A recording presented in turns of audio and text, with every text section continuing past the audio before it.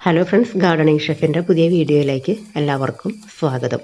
നമ്മുടെ കയ്യിൽ നന്നായിട്ട് പഴുത്ത് കറുത്തിട്ടുള്ള ഏത്തപ്പഴമൊക്കെ ബാലൻസ് ഉണ്ടെങ്കിൽ ചെയ്ത് നോക്കാൻ പറ്റുന്ന, ഈസി ആയിട്ട് ചെയ്യാൻ പറ്റുന്ന നല്ലൊരു റെസിപ്പിയാണ് കേട്ടോ. മിക്സിയുടെ ജാറിലേക്ക് 1/4 കപ്പ് പഞ്ചസാര, ഒരു നുള്ളു ഉപ്പും കൂടി ചേർത്ത് നന്നായിട്ടൊന്ന് പൊടിച്ചെടുക്കണം. അതിനുശേഷം ഒരു ഏത്തപ്പഴം ഇതുപോലെ ഒന്ന് കട്ട് ചെയ്ത് വെച്ചതിൽ നിന്നും 2-3 പീസ് നമുക്ക് മിക്സിയുടെ ജാറിലേക്ക് ഇട്ട് കൊടുക്കാം. അപ്പോൾ പഞ്ചസാര നന്നായിട്ട് ആദ്യമേ പൊടിച്ചെടുത്താൽ മാത്രമേ മറ്റുള്ള ഇൻഗ്രീഡിയൻസ് ചേർക്കുമ്പോൾ അത് കറക്റ്റായിട്ട് വരുള്ളൂ കേട്ടോ. അതിനുശേഷം ഒരു കോഴിമുട്ട ഇതിലേക്ക് പൊട്ടിച്ചൊഴിക്കാം. ഈ കോഴിമുട്ട ചേർക്കുന്ന സമയത്ത് ഇതിൻ്റെ ഈ വൈറ്റ് പോർഷൻ കൂടി നന്നായിട്ട് ചേർത്താലാണ് നമ്മൾ ഏത് ഐറ്റത്തിനായാലും അത് ഉണ്ടാക്കുന്ന സമയത്ത് നല്ല ഫ്ലഫി ആയിട്ട് വരുള്ളൂ. അപ്പോൾ അത് വേസ്റ്റ് ആക്കാതെ ചേർക്കുക. ഒരു ഒന്നര ടീസ്പൂൺ ചോറ്, അതുപോലെ 1 ടേബിൾ സ്പൂൺ പാലും കൂടി ചേർത്തിട്ട് വേണം ഈ മിക്സ് ഒന്ന് റെഡിയാക്കി എടുക്കാൻ. ഈ മിക്സ് റെഡിയാക്കുന്ന സമയത്ത് ഇതിൽ ചെറിയ പഴത്തിൻ്റെ പീസ് ഉണ്ടാകും, അത് കുഴപ്പമില്ല കേട്ടോ. അതിലേക്ക് 1 കപ്പ് മൈദപ്പൊടി, ഒരിത്തിരി ബേക്കിംഗ് പൗഡർ, 1/2 ടീസ്പൂൺ ബേക്കിംഗ് പൗഡറും അതുപോലെ തന്നെ 1/2 ടീസ്പൂൺ വാനില എസൻസും കൂടി ചേർത്തിട്ട് ആവശ്യത്തിന് വെള്ളം കൂടി ചേർത്തിട്ട് മിക്സ് ചെയ്യാം. ഇനിയിപ്പോൾ വെള്ളത്തിന് പകരം പാലാണെങ്കിൽ കുറച്ചുകൂടി ടേസ്റ്റ് ഉണ്ടാവും കേട്ടോ. അപ്പോൾ മഞ്ഞൾപ്പൊടി ഇടാനായിട്ട് മറന്നുപോയി. അപ്പോൾ ഒരിത്തിരി മഞ്ഞൾപ്പൊടി കൂടി ഒന്ന് കളറിന് വേണ്ടിയിട്ട് മാത്രമാണ് ചേർത്ത് കൊടുക്കുന്നത്. നേരത്തെ മഞ്ഞൾപ്പൊടിയുടെ ആ ഒരു ടേസ്റ്റൊന്നും നമുക്കിത് റെഡിയായി കഴിയുമ്പോൾ വരില്ല കേട്ടോ. ഈ ഒരു ടെക്സ്ചറിലേക്ക് ആക്കിയെടുക്കുക. ഒട്ടും തന്നെ കട്ട ഉണ്ടാവാൻ പാടില്ല കേട്ടോ. അപ്പോൾ ഇതൊന്ന് മാറ്റി വെക്കുക. അതിനുശേഷം പാൻ വെച്ച് ചൂടായതിന് ശേഷം ഞാൻ ആദ്യമേ തന്നെ ഇതിലേക്ക് ഈ പഴം കട്ട് ചെയ്ത് വെച്ചത് ചേർത്തിരുന്നു. പക്ഷേ അതിന് മുമ്പ് ചെറിയൊരു സ്റ്റെപ്പ് കൂടിയുണ്ട്. അപ്പോൾ അത് ഞാൻ എടുത്ത് മാറ്റി കേട്ടോ. ഇനി അതിലേക്ക് ഒരു 2-3 ചെറിയുള്ളി ഇല്ലെങ്കിൽ ചെറിയൊരു പീസ് സവാളയിലും മതി, 1 ടീസ്പൂൺ നെയ്യിൽ ഒന്ന് വഴറ്റിയെടുക്കാം. അപ്പോൾ നെയ്യ് അങ്ങനെ ഒരു സെറ്റായിട്ടിരിക്കണതുകൊണ്ട് അതിങ്ങനെ പ്രസ് ചെയ്തിട്ട് വന്നില്ല.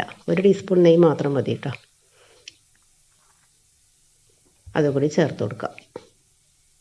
നെയ്യിൽ ചേർക്കുമ്പോൾ നല്ലൊരു പ്രത്യേക ഫ്ലേവറും ടേസ്റ്റും ഉണ്ടാകും. പിന്നെ ഇവ വേണമെങ്കിൽ ബട്ടർ വേണമെങ്കിലും യൂസ് ചെയ്യാം, കുഴപ്പമൊന്നുമില്ല കേട്ടോ.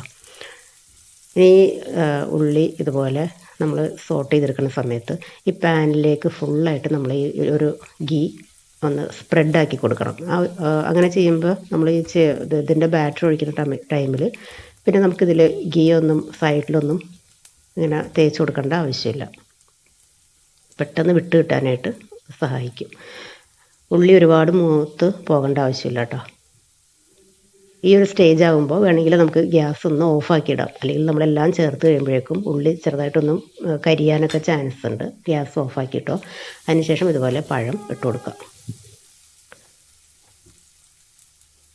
പഴം നന്നായിട്ട് പഴുത്തതാണെങ്കിൽ നല്ല ടേസ്റ്റ് ആയിരിക്കും കേട്ടോ ഇത് കഴിക്കണ സമയത്ത്. അതല്ലെങ്കിൽ പഴത്തിൻ്റെ ഒരു ചെറിയ പീസ് ഇങ്ങനെ കടിക്കണ പോലെയൊക്കെ തോന്നും. ഇപ്പോൾ ഗ്യാസ് ഞാൻ ഓഫാക്കി വെച്ചിരുന്നു കേട്ടോ. ഇനി ഇതിൻ്റെ മുകളിലേക്ക് അവൽ ചേർത്ത് കൊടുക്കാം. അവൽ എന്ന് പറയുമ്പോൾ വറുത്ത് വെച്ചതോ വറുക്കാത്തതൊക്കെ ചേർത്തായാലും കുഴപ്പമില്ല. ഒരു 3 പിടി അവൽ ചേർത്തിട്ടുണ്ട്. ഈ പഴത്തിൻ്റെ മുകളിൽ വരുന്ന രീതിയിൽ വേണം ചേർത്ത് കൊടുക്കാനായിട്ട്.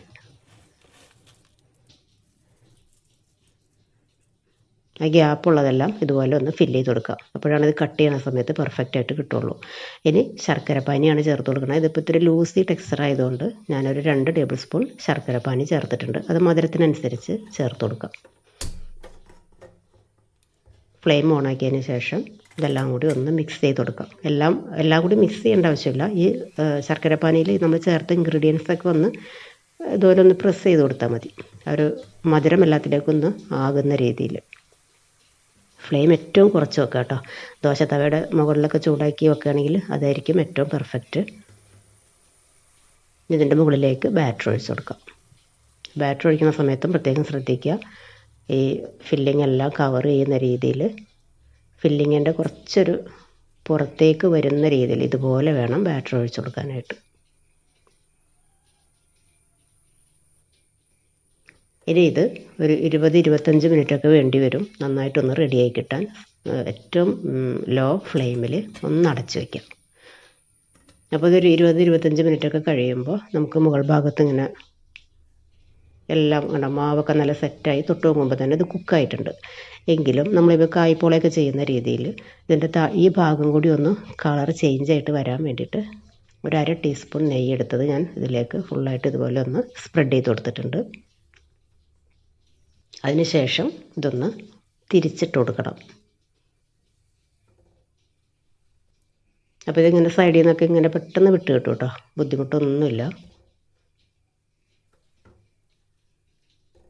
ഒന്ന് തിരിച്ചിട്ട് കൊടുക്കുക. തിരിച്ചിട്ടിട്ടുണ്ട്. ഇനി ഇതിങ്ങനെ കുക്കിംഗ് ടൈമൊന്നുമില്ല, ഒരു നല്ലൊരു കളർ ഗോൾഡൻ കളർ കിട്ടാൻ വേണ്ടി മാത്രം ആ ഒരു പ്രോസസ്സ് ചെയ്തേ ഉള്ളൂ കേട്ടോ. അതിന് ശേഷം 2-3 മിനിറ്റ് അടച്ചു വയ്ക്കേണ്ട ആവശ്യമില്ല. ഒന്ന് തുറന്ന് വെച്ചതിന് ശേഷം നമുക്കിതൊരു പ്ലേറ്റിലേക്ക് മാറ്റാം.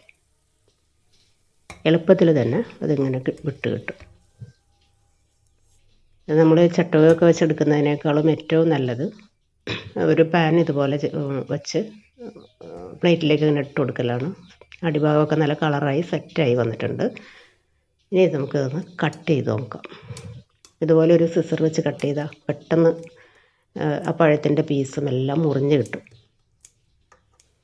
ഏത് ഷേപ്പിൽ വേണമെങ്കിലും കട്ട് ചെയ്യുക. ഇപ്പോൾ നല്ല ചൂടാണ്, അപ്പോൾ അതുകൊണ്ട് തന്നെ സൂക്ഷിച്ച് തണുത്തതിന് ശേഷം കട്ട് ചെയ്യുന്നതാണ് ഇങ്ങനെയുള്ള പലഹാരങ്ങളൊക്കെ ഏറ്റവും നല്ല പെർഫെക്റ്റായിട്ട് കിട്ടുള്ളൂ കേട്ടോ. ഇതുപോലെ ഓരോ പീസാക്കി നമുക്കെടുക്കാം. നല്ല ടേസ്റ്റാണ് കേട്ടോ, നല്ല സൂപ്പർ ടേസ്റ്റാണ്. ഇതിപ്പോൾ ഒരു നോർമൽ മധുരം ഉണ്ടാവുള്ളൂ. ഒരു 1/4 കപ്പ് പഞ്ചസാരയല്ലേ ചേർത്തിട്ടുള്ളൂ. അതായത് ഏത് ഗ്ലാസ്സിലാണോ പൊടി എടുക്കുന്നത് അതിൻ്റെ ഒരു 1/4 ഭാഗം പഞ്ചസാര. ഒരു 1/2 ഗ്ലാസ്സൊക്കെയാണ് ചേർക്കണമെങ്കിൽ നല്ല മധുരത്തിൽ കിട്ടും. ഇത് അത്യാവശ്യം നല്ല മധുരത്തിൽ തന്നെയാണ് കഴിക്കാനായിട്ട്. നല്ല സോഫ്റ്റായിട്ട് കുട്ടികൾ സ്കൂളിൽ നിന്ന് വരുന്ന സമയത്തും വലിയവർക്കൊക്കെ ഹെൽത്തി ആയിട്ട് കഴിക്കാൻ പറ്റുന്ന, ഒരു ഏത്തപ്പഴമൊക്കെ നമ്മുടെ കയ്യിലുണ്ടെങ്കിൽ ചെയ്തെടുക്കാൻ പറ്റുന്ന നല്ലൊരു റെസിപ്പിയാണ് കേട്ടോ. അപ്പോൾ ട്രൈ ചെയ്ത് നോക്കുക, നിങ്ങൾക്കും ഇഷ്ടപ്പെടും. പിന്നെ വീഡിയോ കണ്ടുകൊണ്ടിരിക്കുന്ന സമയത്ത് നിങ്ങൾക്ക് വീഡിയോ ഇഷ്ടപ്പെടുകയാണെങ്കിൽ മറക്കാതെ ഒന്ന് ലൈക്ക് ചെയ്തിട്ട് പോകണം കേട്ടോ. അതുപോലെ തന്നെ കമൻറ്റ് ബോക്സിൽ കമൻ്റ് അറിയിക്കുക. ഫ്രണ്ട്സിനോ റിലേറ്റീവ്സിനോ ഒക്കെ നിങ്ങളുടെ ഈ റെസിപ്പി ഒന്ന് ഷെയർ ചെയ്ത് കൊടുത്ത് സപ്പോർട്ട് ചെയ്യുക. അടുത്ത വീഡിയോയിൽ കാണുന്നത് വരെ താങ്ക് യു.